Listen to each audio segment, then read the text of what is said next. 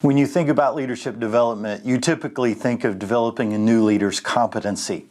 But when we only focus on developing a leader's competency and we neglect the development of their character, we may be setting them up for short-term success, but not long-term sustainability. You see, it's leadership character that enables a leader to endure the rigors of leadership and leave a great leadership legacy.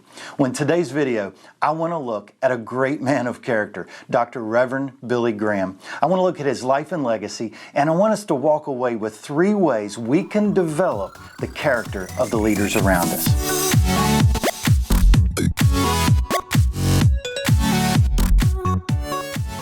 Hey guys, this is Mac Lake bringing you tips, tools, and techniques for developing leaders. This past week we all heard the news that Dr. Billy Graham passed away at age 99. What an incredible man, what an incredible life and leadership legacy this man left. In fact, Dr. Graham was known for preaching the gospel to over 200 million people across the world in his lifetime.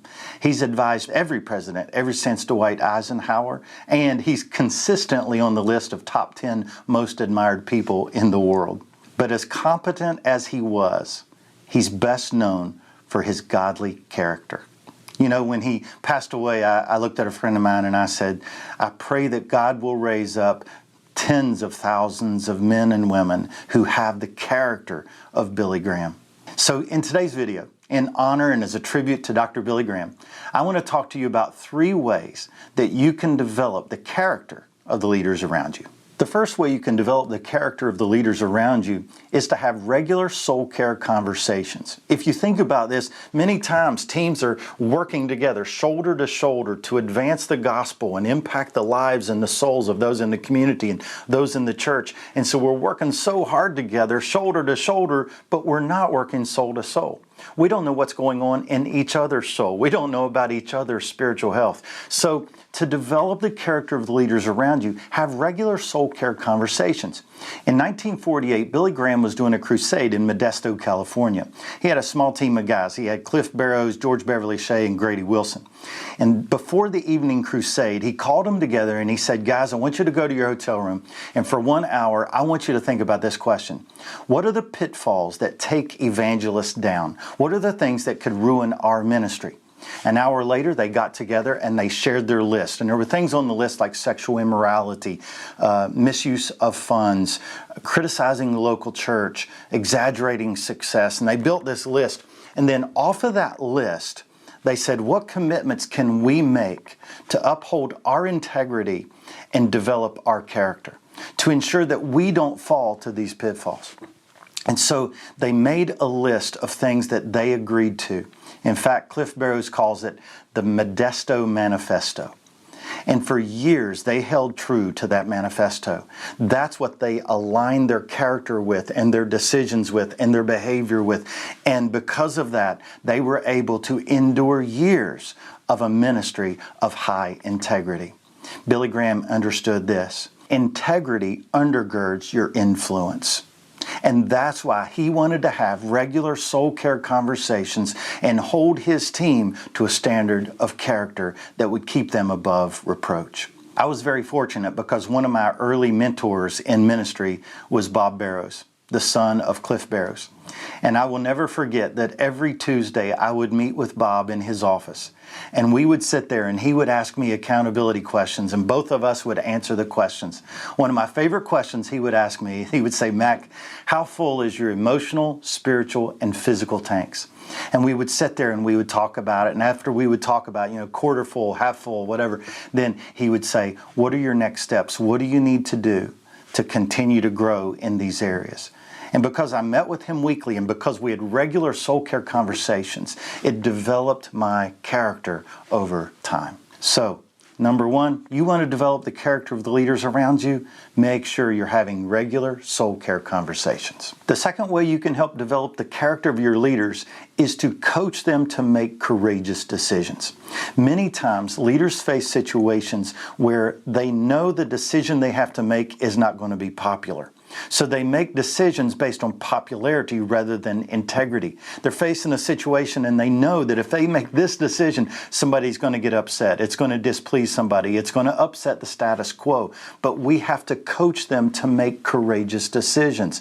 And so back in the 1950s, Dr. Billy Graham, once again, God was working on his heart, because in that day, believe it or not, evangelistic crusades were segregated. They would put ropes up where black crowds would have to stay on this side of the rope and the white crowds were on this side of the rope.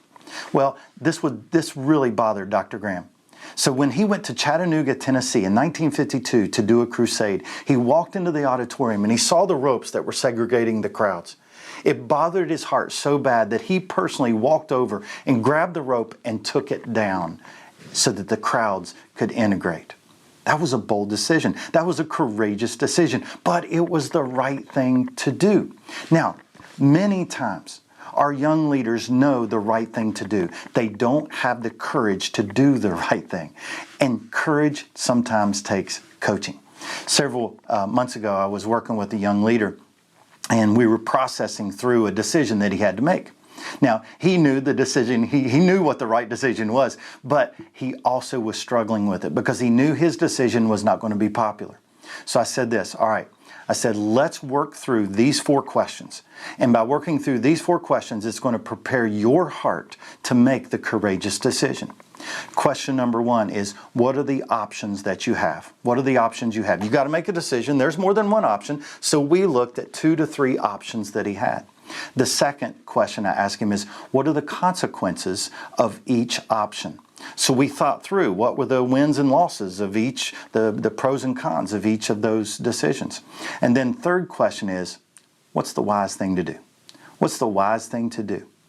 And we processed through that. And then the final question I asked him is, what's the price you will have to pay for making the right decision? What's the price you'll have to pay for making the right decision? Because he knew there was going to be a price. He knew there was going to be people upset. And so he had to count on that price, count the cost first, and it would help him in making that decision. And he made the right decision. So making character-based decisions requires courage. But sometimes making courageous decisions requires some coaching. So listen to your leaders and coach them in making courageous decisions. The third way to develop the character of the leaders around you is to model surrender. The best way to develop great character in others is to model great character yourself. When you model humility, integrity, patience, grace, love, modeling those things marks the lives of the leaders around you. But for us to model those things, those characteristics, we must be fully surrendered to Christ, because it's the Holy Spirit that develops those character traits within us. Dr. Billy Graham, at a very young age, felt like God was calling him. So at an early age, he surrendered his life fully to Christ. And he said to God, God, I will go where you want me to go. I will do what you want me to do, and I will be what you want me to be. He made that decision early and reinforced it again and again and again. And he lived a life that was fully surrendered to Christ. And that's why he had such great character. It reminds me of Paul's words in Galatians 2:20, where Paul says, I have been crucified with Christ. It's no longer I that live, but it is Christ who lives in me. And the life I now live, I live by faith in the Son of God, who loved me and gave himself for me. When we live a life of full surrender like this, God can develop a character within us that will impact the lives around us. So let me give you 3 questions to help you evaluate the type of character you're modeling for others around you. Question number 1, what attitudes did I display today? Question number 2, what behaviors did I exemplify today? And question number 3, what choices did I make today? You see, those are 3 really important questions as you look at your attitudes, behaviors, and choices. The answer to those questions are what you're modeling for the leaders around you today. And what you're modeling for your leaders today will determine your legacy tomorrow. What you're modeling for your leaders today is how you're marking their lives today and will influence their character tomorrow. So make sure you're living a life of full surrender to Christ, because as you do, you'll be modeling the character of Christ for the leaders around you. So as I reflect on the life and legacy of Dr. Billy Graham, I'm inspired. I'm inspired to be a man of character, but even more so, to be a man who raises up other leaders who are people of great character. So in order to do so, I know that I've got to have regular soul care conversations with the leaders around me. I've got to coach them to courageous decisions, and I've got to model a life of surrender. Because as I model a life of surrender, I will be living a life of character that will impact their character. Guys, I hope this video has been helpful today. Make sure you share it with your team and discuss the questions in the description below with your team. Use it to have a little team meeting. And make sure you click the bell up above so that you will be notified every Tuesday when the new videos come out. Thanks again, and I'll see you in the next video.